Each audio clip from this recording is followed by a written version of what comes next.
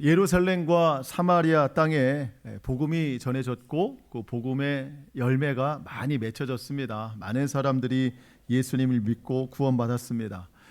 복음의 부흥이 일어나는 곳에는 박해도 부흥이 된다고 그랬어요. 박해도 더 심해집니다.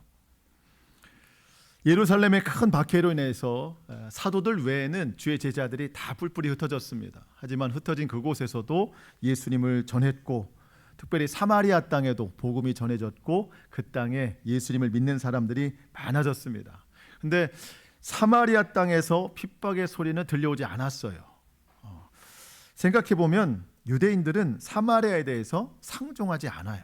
그러니까 그 땅까지 가서 박해를 하는 것 같지는 않습니다. 이제 유대인들의 그 핍박의 시선은 저 이스라엘 북쪽 다메섹으로 올라갑니다. 갈릴리보다도 한참 위에 있는 다메섹으로 가서 거기에도 예수님을 믿는 사람들이 있다 하는 소식을 듣고 위에서부터 쭉쭉쭉 아마 예수 믿는 자들 다 붙잡아올 생각이었던 것 같습니다. 그 대표자가 사울이었어요. 이번에도 공문을 받아서 다메섹으로 갔고 그와 함께 마음을 같이 한 사람들이 위협과 살기가 등등한 모습으로 거의 다메섹에 도착했을 때쯤 그때 예수님이 사울을 찾아오셨습니다. 호련히 하늘로부터 큰 광채가 비춰졌죠. 사울은 일시적인 그 실명에 처했습니다. 3일 동안 앞을 보지 못했어요. 그리고 예수님은 사울의 이름을 부르십니다.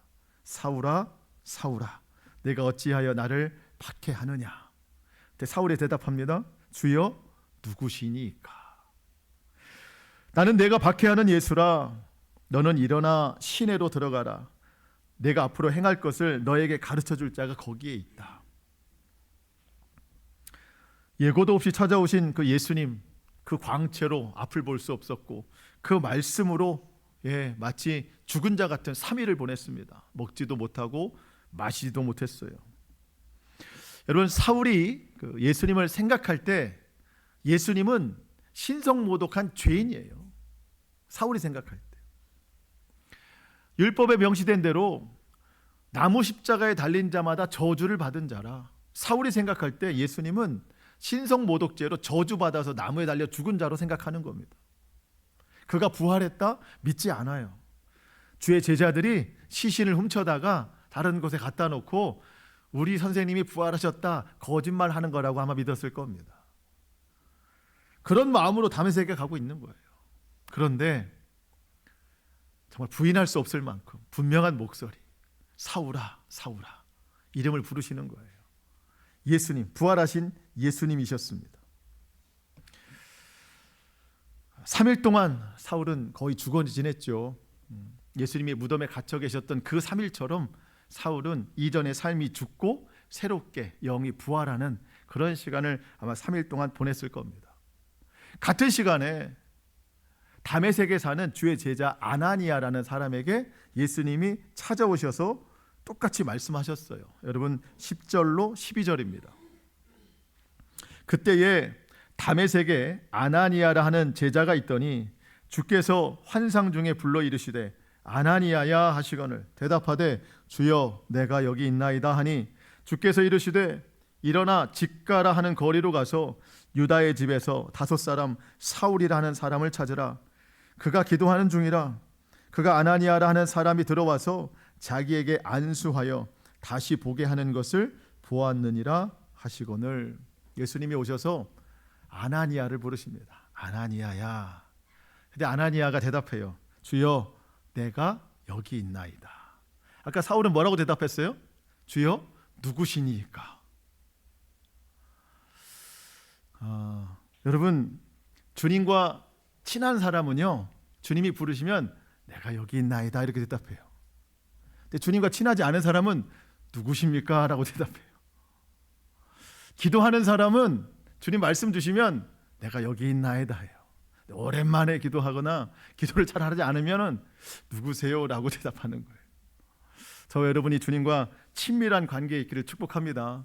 주님이 뭐라고 말씀하시면 주여 내가 여기 있나이다, 이런 자연스러운 좀 반응이 나와야 되는 거예요.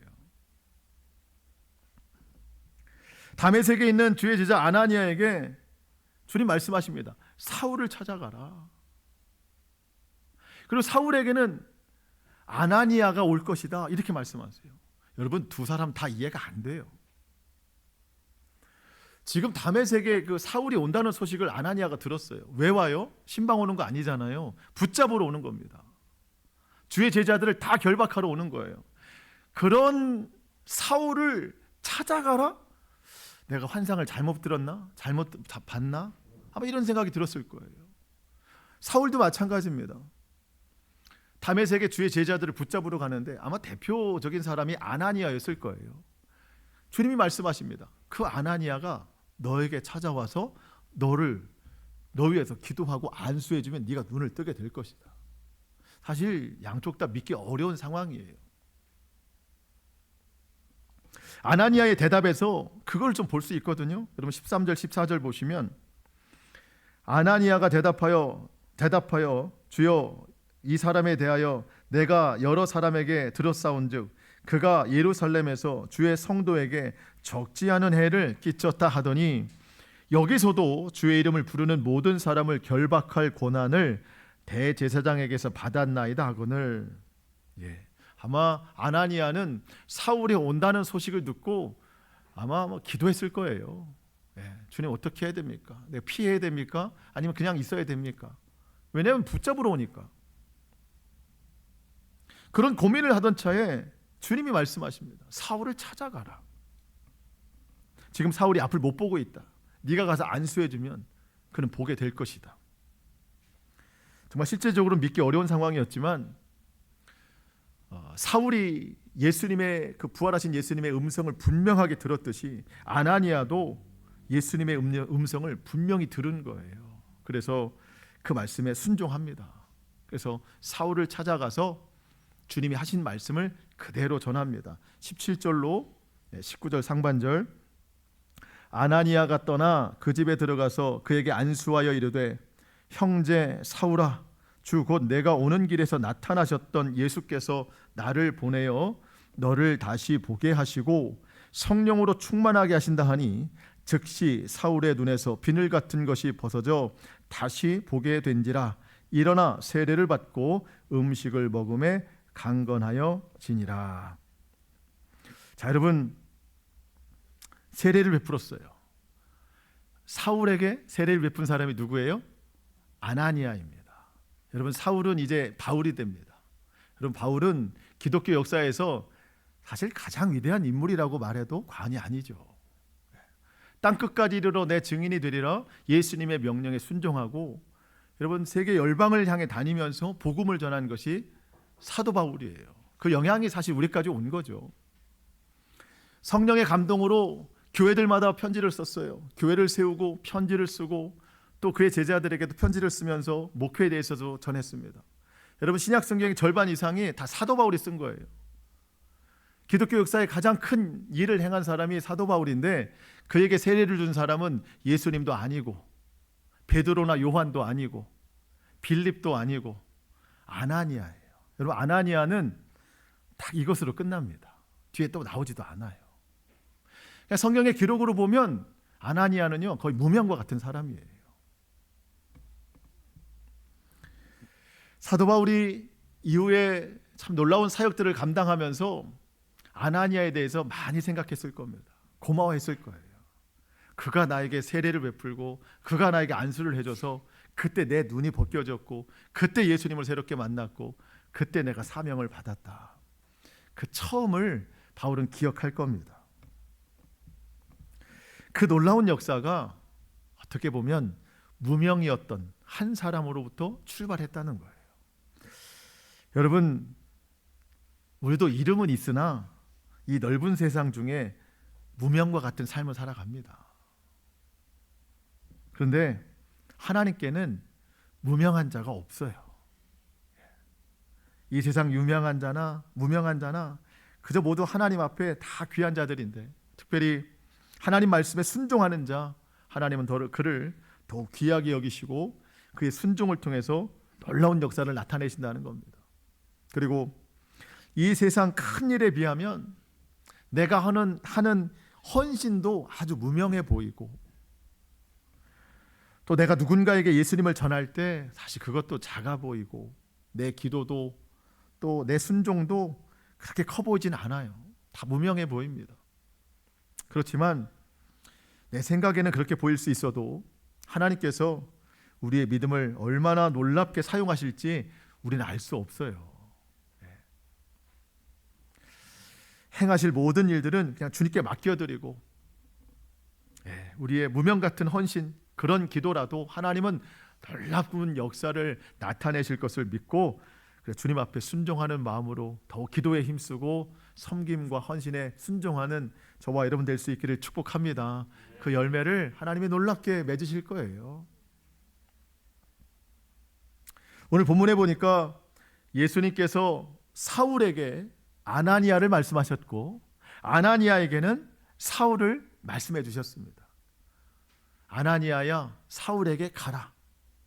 사울아, 아나니아가 올 것이다.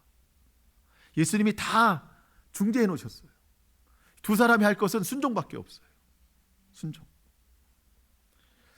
여러분, 예수님께서 우리에게 순종을 강조하시는 이유는요, 내가 예수님 말씀에 순종할 때 하나님이 이렇게 예비하신 놀라운 일들을 경험할 수 있기 때문입니다. 여러분, 예수님께서 만약 아나니아에게 아나니아야 가서 그 사울 좀 고쳐놔라. 나도 안 된다. 네가 가서 좀 고쳐놔봐라. 그 사울, 그 아나니아한테 다 맡기면 사실 어려워요. 근데 우리 예수님은 가기만 해라. 찾아가기만 해라. 내가 이미 다 말해놨다. 말해놓은 것을 사울이 들으면 이게 하나님의 역사라는 걸 깨닫게 될 것이다. 사울에게도 아나니아라는 사람이 올 것이다. 내가 다 말해놨다. 너는 오면 그냥 머리 숙이고 안수 받아. 여러분, 주님은요 다 준비해놓고 계세요. 딱 한 가지, 나의 순종만 기다리고 계십니다. 내가 순종하면 이미 준비해 놓으신 것들을 다 이루신다는 거예요. 근데 우리가 지금도 여전히 미루고 또 미루고 있는 그런 순종들이 있어요. 아직도 못하는 것들이 있습니다. 주님께서 지금도 기다리고 계시는 줄 몰라요.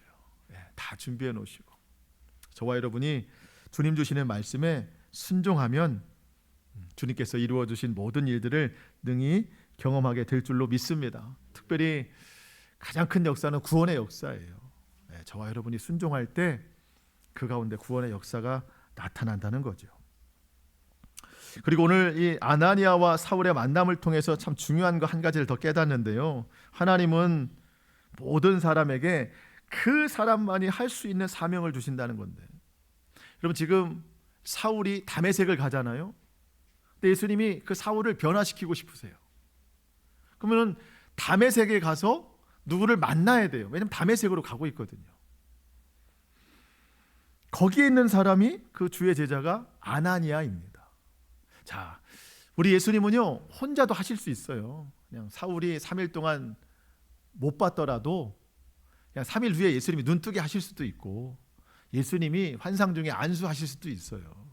축복하실 수도 있고. 근데 예수님은 그렇게 혼자 하시지 않습니다. 사람을 통해 역사하세요. 더 중요한 이유는 그 쓰임 받는 사람이 하나님의 앞에 영광이 되기를 원하시는 거죠.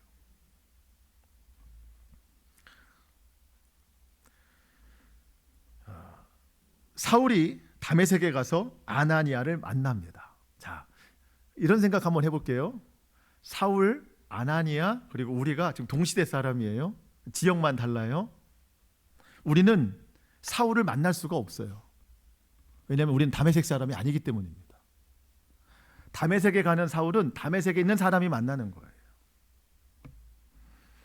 그러면 아나니아는 지금 우리 주변에 있는 사람을 만날 수가 없어요. 아나니아는 다메섹 사람이지 여기 사람이 아니거든요. 그러면 여기 사람은 누가 만나야 돼요? 내가 만나야 된다는 얘기를 하는 거예요. 내가. 여러분, 우리의 가정, 우리의 직장, 내 주변의 사람들 왜 허락하셨을까? 가장 정확한 이유는요, 나를 통해서 예수님 사랑을 전하게 하시려고. 내 주변에 있는 사람은 내가 만나야 되는 거예요. 사울이나 아나니아가 와서 만나줄 수가 없어요. 여러분, 하나님께서 나에게만 주시는 사명이 있고 나에게만 주시는 관계가 있어요. 아무도 그걸 못해요. 나만 할 수 있는 거예요. 우리 주변에 사울과 같은 사람들이 있죠. 그러면 내가 아나니아 같은 사람이 돼야 된다는 겁니다. 왜 내 주변에는 참 그렇게 예수님 안 믿는 사람들이 많을까? 왜 내 주변에는 그렇게 고집스러운 사람이 많을까? 왜 내 주변에는 그렇게 나쁜 마음을 품는 사람들이 많을까? 왜 그렇겠어요? 나보고 그들을 만나서 예수를 전하라고, 주의 사랑을 전하고 구원을 전하라는 겁니다. 그래서 내가 있는 거예요.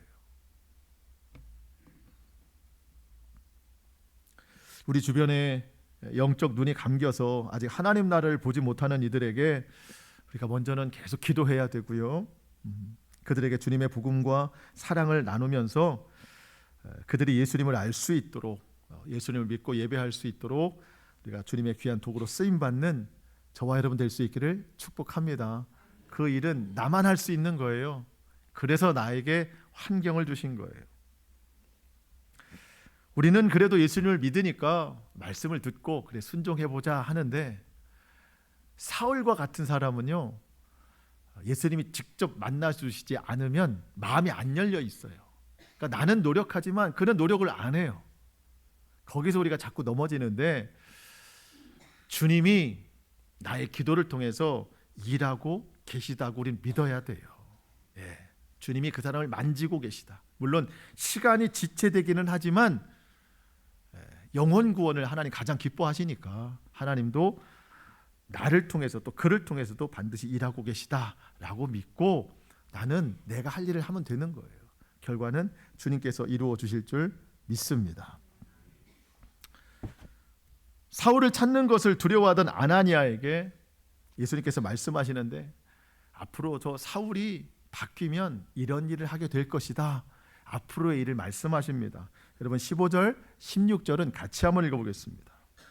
15절, 16절 시작. 주께서 이르시되 가라, 이 사람은 내 이름을 이방인과 임금들과 이스라엘 자손들에게 전하기 위하여 택한 나의 그릇이라. 그가 내 이름을 위하여 얼마나 고난을 받아야 할 것을 내가 그에게 보이리라 하시니. 아멘. 예수님 말씀하십니다. 사울은 내 그릇이래요. 나의 그릇. 어떤 그릇인가요? 복음을 전하는 그릇. 여러분, 그릇의 용도는 뭐예요? 뭘 담는 거잖아요. 사울은 예수님의 그릇이에요. 거기다가 이제 복음을 담아요. 어디로 날라요? 이방인들에게, 또 핍박하는 유대인들에게, 세상 왕들에게 이 복음을 담아서 전달하는 예수님의 그릇이라는 겁니다. 여러분, 사울은 마음에 그릇이 있었어요. 인생에 그릇이 있었어요. 그동안 이 그릇에 담는 제일 많은 내용물들은 교회를 핍박하는 거였어요. 예수 믿는 사람들을 진멸하는 것만 이 그릇에 다 담았어요. 분노와 살기 등등을 늘 담아놨었어요. 그리고 한편에는 자기의 이력, 자기의 배경을 늘 자기 그릇에 담아놨어요. 많이 배운 거, 어디 학파 출신이고 어디 출신이고, 또 로마의 또 그 시민권도 가지고 있고, 이런 게 늘 자기 그릇에 담겨 있는 자랑이었습니다. 근데 예수님이 다 엎어버리셨어요. 그릇을 그냥 확 엎었어요. 사울은 항변하지 않았습니다. 오히려 기뻐했습니다. 비어진 그릇에 예수 그리스도를 담겠노라고, 주님이 주시는 사명을 담겠노라고. 죄인 중에 괴수였던 나를 만나주시고 나를 구원하신 그 은혜가 너무 감사해서, 예수 그리스도 안에서 새롭게 발견된 내가 너무 감사해서 예수님의 그릇으로 사용될 것을 기뻐했다는 겁니다. 여러분, 바울의 고백을 한번 좀 볼 건데요, 예전엔 이랬는데 지금은 이렇게 바뀌었다라고 하는 것을 우리가 좀 볼 겁니다. 빌립보서 3장 4절로 9절인데요. 그러나 나도 육체를 신뢰할 만하며, 육체를 신뢰하다는 것은요, 육체의 인생을 자랑할 만하며라는 거거든요. 만일 누구든지 다른 이가 육체를 신뢰할 것이 있는 줄로 생각하면, 나는 더욱 그러하니. 누군가 육체의 삶에 대해서 자랑을 한다면 나는 자랑할 게 더 많은 사람이다. 그 자랑이 나옵니다. 이제 예전의 자랑. 나는 8일 만에 할례를 받고 이스라엘 족속이요 베냐민 지파요 히브리인 중에 히브리인이요 율법으로는 바리새인이요. 이 바리새인이라는 게 가장 큰 자랑이었어요. 그 다음 열심으로는 교회를 박해하고 율법의 의로는 흠이 없는 자라. 여러분, 이렇게 말할 수 있는 사람이 얼마나 될까요? 율법에는 흠이 없다. 이 자랑을 늘 그릇에 담고 살았어요. 그런데 7절부터는 완전히 달라지죠. 그러나 무엇이든지 내게 유익하던 것을 내가 그리스도를 위하여 다 해로 여길 뿐더러 또한 모든 것을 해로 여김은 내 주 그리스도 예수를 아는 지식이 가장 고상하기 때문이라. 내가 그를 위하여 모든 것을 잃어버리고 뭘로 여겨요? 배설물. 예전에 다 자랑이었는데 배설물로 여김은 그리스도를 얻고 그 안에서 발견되려 함이니 내가 가진 의는 율법에서 난 것이 아니요 오직 예수 그리스도를 믿음으로 말미암은 것이니 곧 믿음으로 하나님께로부터 난 의라. 예수님을 얻고 싶어서, 예수님 안에서 인생이 새롭게 발견되고 싶어서 예전에 마음에 담았던 그릇의 모든 것들은 다 버렸대요. 그 누구보다 자랑스러운 것들인데 다 배설물로 여기고. 그러니까 이 마음의 그릇에 그동안 뭘 가지고 살았던 거예요? 배설물을 가지고 살았던 거예요. 이 세상에서는 가치 있다고 여겨지는 것들이지만 예수님 만나니까 새롭게 발견이 되더라는 겁니다.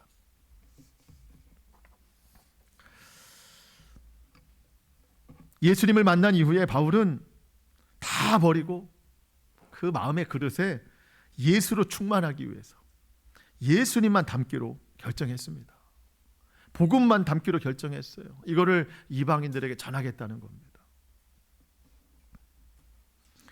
이제 인생의 그릇에 담고 사는 것은 오직 예수님뿐입니다. 고린도후서 4장 7절 말씀 함께 보겠습니다. 시작. 우리가 이 보배를 질그릇에 가졌으니 이는 심히 큰 능력은 하나님께 있고 우리에게 있지 아니함을 알게 하려 함이라. 아멘. 여러분, 우리 인생은 연약한 질그릇에 불과합니다. 아무리 많은 것을 가져도, 아무리 높은 위치에 있어도, 아무리 유명해도, 아니 여러분, 유명할수록 더 쉽게 깨지는 그릇이에요. 더 쉽게 깨집니다.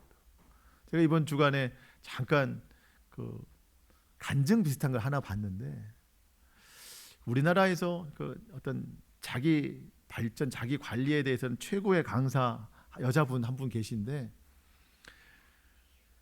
그분이 혼자가 기업이에요. 혼자 강의를 다니는데 직원이 100명이래요. 그 정도로 우리나라에서는 최고 강사인데, 뭐 수입은 말할 것도 없고 몸 하나가 기업인 거예요. 1년 내내 비는 일정이 없어요. 꽉 채워져 있어서 너무 열심히 사는 분인데, 그렇게 열심히 살다 보니 탈진이 됐고, 사람들 앞에서는 인생을 말하지만 혼자 있을 때는 허무해진다는 거예요. 아무것도 이루는 게 없다고 생각이 든다는 겁니다. 그분이 말해요. 자기 어떤 성찰, 자기 발전의 끝은 허무다. 아무리 인생이 노력해도 결국에 남는 건 그거라는 거예요. 물론 뭐 노력은 해야 되겠지만, 그러면서 계속해서 누군가 전했던 예수 그리스도가 새롭게 보이더라는 거죠. 예수님을 만나니까 그제야 비로소 자신이 보이더라는 거죠. 숨통이 트이라는 거죠. 여러분, 아무리 높은 위치에 있고 많이 가져도 질그릇입니다. 오히려 더 쉽게 깨져요. 근데 여러분, 우리도 다 질그릇이지만 질그릇이 결론이 아니에요. 그 질그릇 안에 보배를 담았어요. 그분이 예수 그리스도이십니다. 심히 큰 능력은 하나님께 있지 우리에게 있지 않다는 것을 주님이 말씀하시는 겁니다. 여러분, 우리 마음의 그릇에, 인생의 그릇에 여러분 예수 그리스도를 담기를 축복합니다. 이미 담아 놓으셨겠지만 절대 다른 것으로 바꾸지 않고 예수님만 내 인생의 그릇에 담아서 그 안에서 새롭게 발견되는 저와 여러분 될 수 있기를 축복합니다. 주님이 나와 함께 하시면 우리는 주님의 시선으로 고난을 보고 세상을 볼 겁니다. 오늘 당장 내 눈앞에 있는 큰 산이 평지로 보이게 될 것입니다. 주님의 능력이 그렇게 될 거예요. 또 한 가지 우리 마음의 인생의 그릇에 예수 그리스도를 담으면서 또 한 가지 사명을 담아야 된다는 겁니다. 주님이 사울에게 내 그릇이다. 그 그릇에 복음을 담아서 이방인들에게 복음을 전하게 될 것이다. 우리도 예수님의 그릇입니다. 우리도 담아야 돼요. 우리도 복음을 담고 또 사랑을 담고 섬김을 담고 또 격려를 담고 기도를 담아서 전해야 됩니다. 어디서 퍼와야 돼요? 어디서 퍼와야 돼요? 우리는 퍼올 데가 하나밖에 없어요. 예수 그리스도 구원의 은혜, 그 구원의 물줄기, 거기는 늘 마르지 않아요. 늘 풍성한 구원의 은혜에서 우리 그릇을 퍼서 여기다 담아야 됩니다. 사랑을 담고 섬김을 담고 기도를 담고. 근데 예배 시간에는 잘 담아요. 이렇게 그래, 내 사랑해야지, 내가 섬겨야지, 그래 내가 저 사람을 위해서 기도해야지, 그래 내 전화 한번 해봐야지. 막 담아요. 막 사랑도 꽉 차고, 기도하는 마음도 꽉 차고, 축복하고 싶은 마음도 꽉 차요. 이 그릇을 가지고 이제 세상에 나갑니다. 근데 막상 딱 그 사람 만나면 그 사람에다가 이 은혜를 부어줘야 되는데 바닥에 쏟아버려요. 그냥 이게 잘 안 돼요. 대화도 안 되고 또 화나는 일들도 있고, 감정도 틀리고. 예전에 제가 어렸을 때 이제 시골에 할머니 할아버지 농사 지을 때 가을 추술 때 가면은 꼭 심부름 시키셨어요. 자전거 타고 가서 막걸리를 사와라. 그 농부들 있잖아요. 같이 일하시는 분들 이제 대접을 해야 된다고. 그 주전자를 자전거에 싣고 꽁꽁 메고 이렇게 가요. 큰 주전자를. 그럼 이제 꽉 채워서 출발하죠. 농로가 다 터덜거리잖아요. 도착해 보면 반도 안 남았어요. 다 넘쳐가지고 배달이 잘 안 된 거예요. 다 쏟아버리고.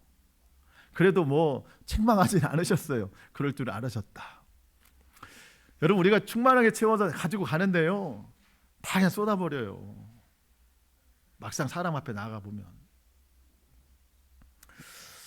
여러분 한번 따라해 보시겠습니까? 나는 예수님의 그릇입니다. 이것만 기억하셔도 그렇게 땅바닥에 쏟지는 않을 것 같아요.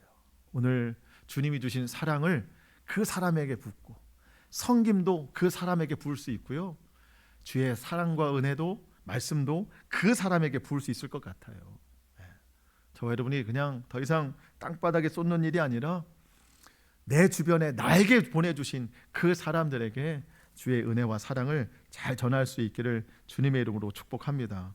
예수님은 이제 사울이 변화돼서 앞으로 그가 당할 고난이 있을 것이다, 그렇게 말씀하십니다. 그것은 예수 믿는 자들을 박해했던 그런 복수 같은 고난이 아니에요. 이제 복음을 전할 때 많은 믿지 않는 영혼들을 통해 받게 되는 고난입니다. 여러분, 정말 한순간에 바뀌었어요. 고난을 행하던 사람인데 고난을 받는 사람이 됐어요. 바울은 기쁘게 받습니다. 의를 위하여 박해를 받는 자는 복이 있나니 천국이 저들의 것이며, 예수님의 말씀을 깨닫는 겁니다. 여러분, 믿음으로 당하는 고난이 있으세요? 생각해 보는데요, 사실 우리 그렇게 믿음으로 당하는 고난은 없어요. 여러분, 오늘 교회 오시는데 못 가게 해서 막았는데 탈출해서 오신 분 계세요? 잠에서 깨는 게 힘들고 또 다른 일을 밀어넣는 게 힘들지 그렇게 교회 오는 게 어렵진 않아요. 믿음 지키는 게 요즘은 그렇게 어렵진 않아요. 고난이 없는 것 같아요. 근데 여러분, 고난이 없는 게 아니라 내가 안 만드는 거예요. 저는 분명한 생각이 듭니다. 이 시대에 그리스도인들이 당하는 가장 큰 고난은 성령의 열매라고. 성령의 열매 중에 맨 처음에 사랑이거든요. 여러분, 사랑할 수 있는 사람을 사랑하는 건 그건 성령의 열매가 아닙니다. 그건 죄인이라도 할 수 있는 거예요. 사랑할 수 없는 중에 사랑하는 게 성령의 열매입니다. 두 번째가 희락, 기쁨이에요. 누구라도 기뻐할 수 있는 중에 기뻐하는 건 성령의 열매가 아니죠. 항상 기뻐하는 게 성령의 열매입니다. 세 번째가 화평이에요. 여러분, 좋은 관계를 화평이라고 말하진 않아요. 화평할 수 없는 관계에서 내가 화평하는 것, 그게 성령의 열매입니다. 네, 여러분, 할 수 없는 중에 하는 것, 성령의 도우심이 필요하지만 내 육체로서는 감당할 수 없어요. 깎이지 않으면, 무너지지 않으면, 변화되지 않으면 내 본성을 거스를 수가 없어요. 여러분, 깎이는 게 얼마나 아파요.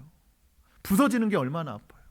사랑할 수 없는 사람을 사랑하는 거, 용서하는 거 완전한 고통이에요. 여러분, 이게 복음으로 당하는 고통입니다. 사실 이런 고난, 이거를 우리가 받고 살아야 되는데 우리 그러지 않잖아요. 사랑할 수 없는 사람은 사랑 안 하고 살아요. 기쁨이 없는 때는 전혀 기쁨이 없어요.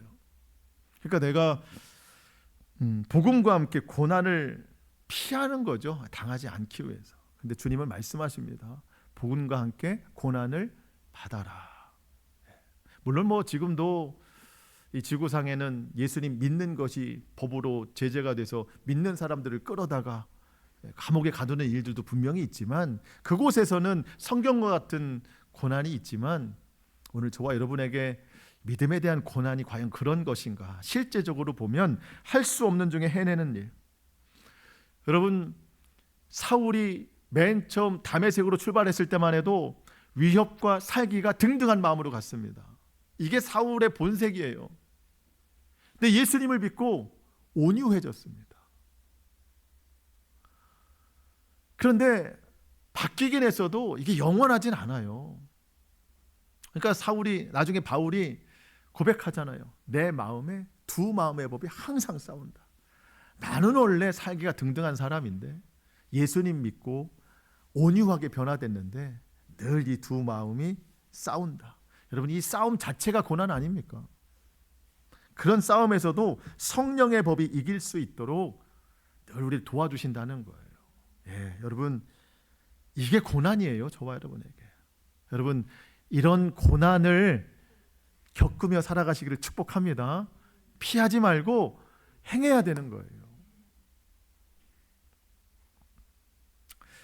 마지막으로 여러분 17절 한번 좀 보고 마치려고 하는데요. 17절입니다. 아나니아가 떠나 그의 집에 들어가서 그에게 안수하여 이르되, 뭐라고 불러요?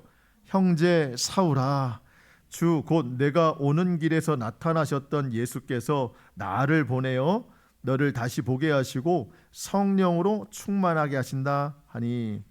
여러분, 아나니아에게 사울에 대한 인식과 호칭이 바뀌었습니다. 자, 여러분, 사울이 다메섹에 간 목적은 주의 제자들을 붙잡아 끌고 오려는 거예요. 그 중에 대표적인 사람이 아나니아예요.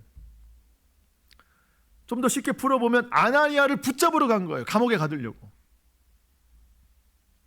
그런데 그 아나니아가 지금 자신을 뭐라고 불러요? 형제 사울아.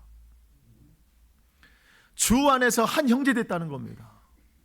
교회의 일원으로 받아들이겠다는 거예요. 세상으로 보면 원수 같은 존재였죠. 나를 붙잡으러 오는 사람이니까, 나를 박해오러 오는 사람이니까. 그런데 나를 형제 사울아 부르면서 주 안에서 한 몸을 이루는 한 공동체로 받아들이겠다는 뜻으로 하는 겁니다. 여러분, 사울이 그 눈이 비늘 같은 게 벗겨지면서 눈을 떴을 때 저는 아마 첫 번째로 흐르는 눈물이 이 형제 사울아라고 하는 이 말에 감동이었을 것 같아요. 아니, 내가 심지어 죽이려고 든 사람인데 나를 이렇게 받아주는구나. 이게 예수님의 사랑이구나. 예수님이 말씀하셨어요. 원수라도 사랑하며 너희를 박해하는 자를 위해서 기도해라. 예수 믿는 사람들은 이런 사랑을 하는구나. 아마 사울이 깨달았을 겁니다. 원수를 사랑하며 너희를 박해하는 자를 위해서 기도해라. 솔직히 우리 이거 포기하고 살죠. 원수를 사랑하는 거는 정말 어렵습니다. 여러분, 나를 죽이려고 드는 사람을 위해서 어떻게 축복기도 하겠어요? 근데 여러분, 저는 이 단계가 한 번에 된다고 생각하지 않거든요. 준비 과정이 있어요. 하나하나씩 넘어가야 되는데, 첫 번째가 이미 주 안에서 형제요 자매된 주의 성도들을 사랑하고 먼저 축복해야 된다는 겁니다. 아니 여러분, 우리는 원수도 아닌데 사랑을 못해요. 원수도 사랑하라는데 원수도 아닌데 서로 사랑을 못해요. 서로 기도를 못해요. 아니 주의 형제된 자매된 우리 성도들을 사랑하지 못하는데 어떻게 원수까지 나아가요? 예수님 명령에 도달할 수가 없습니다. 그러니까 여러분, 너무 멀리 가려고 하지 말고 차근차근 주의 형제여, 주의 자매여, 이미 우리 부르고 살잖아요. 우리부터 서로 사랑하고 격려하고 위로하고 축복 기도해주고 그렇게 서로 사랑하자는 거죠. 그렇게 해서 이 사랑이 교회의 담을 넘어서 세상을 향해 나아가고 사마리아와 땅끝까지, 심지어 원수된 사람까지 우리가 확장시켜 나아갈 수 있다는 겁니다. 여러분, 성도들 사랑하시기 바랍니다. 서로 사랑하시기 바랍니다. 가정이 하나님 나라 돼야 돼요. 가정을 사랑하시고 그렇게 넘어갈 때 원수라도 사랑하는, 여러분 주님 오시기 전까지는 우리가 이거 해내야 되거든요. 18절 보니까 사울의 눈에서 비늘 같은 게 벗겨져서 다시 보게 됐대요. 여러분, 우리 마음도 좀 벗겨졌으면 좋겠어요. 왜 이렇게 믿음이 굳은 살처럼 많이 박혀 있는지, 왜 이렇게 원망과 불평이 두꺼워졌는지, 왜 이렇게 시기와 질투가 많이 겹겹이 쌓여 있는지, 이거 좀 다 성령으로 깎아내고 예수 안에서 좀 새롭게 볼 수 있는 그런 시선으로 우리가 좀 변화될 수 있기를 축복합니다. 그래서 예수 그리스도 안에서 다시 보게 되는 저와 여러분의 새로운 삶으로 이제는 정말 서로 사랑함과 화평과 섬김으로, 여러분 지극히 작은 무명한 것 같으나 하나님이 우리의 섬김을 놀랍게 사용하실 줄로 믿습니다. 그 기대감과 소망으로 매일을 살아내는 저와 여러분 될 수 있기를 주님의 이름으로 축복합니다. 아멘. 우리 기도하겠습니다.